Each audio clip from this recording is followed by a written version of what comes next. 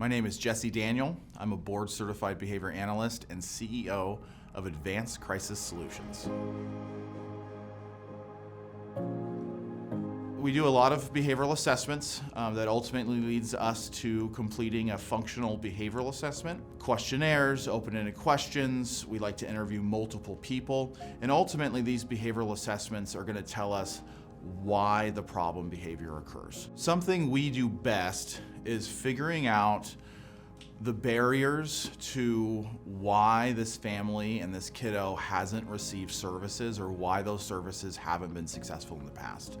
We have the human connection to figure out what those barriers are and how to overcome them so we can actually help the person who's in crisis. Let's just say the behavior that we're trying to decrease is aggression. We're going to create strategies so that aggression decreases, while at the same time we're going to create strategies so that we can identify a functionally equivalent replacement behavior to aggression. We're comfortable working with people with high-level problem behavior.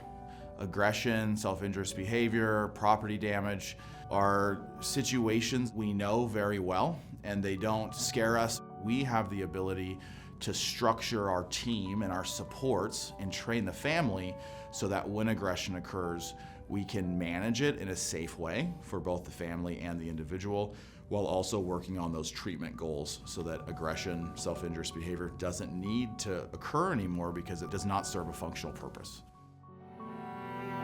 We provide high-level, state-of-the-art behavioral training for primary caregivers. We like to train caregivers just like we train our staff. The importance of doing that is simply the family knows why our staff are interacting the way we're interacting, and we're simply on the same page. We're going to identify some coercive strategies, some kind of go-to strategies that a lot of parents utilize, and try to kind of figure out some new ways of thinking about behavior. We do a lot of realistic training, so we'll break down a complex science into very simple terms, 5-step processes that a family can literally come to our office, practice and role play those strategies, and immediately go home and start implementing them.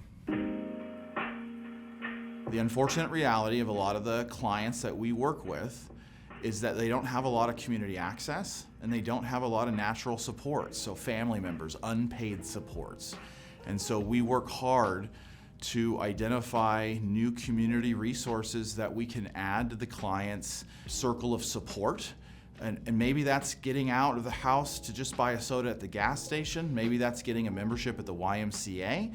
But we're going to work hard to find out what this person likes, what are the barriers to this person getting this resource, and then working with that new resource to support the person getting to attend the YMCA and take a swim class. We're going to work with your child so that that really, really important community outing that they go to every day doesn't get eliminated because of problem behavior. We're going to figure out what level of support and what behavioral training needs to happen so that they can maintain those special places.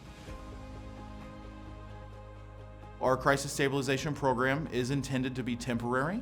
We are trying to work ourselves out of a job. We're not here to provide a long-term service for multiple years. We've got approximately 12 months to figure out what's going on and to figure out how we can keep that crisis at bay for the long term.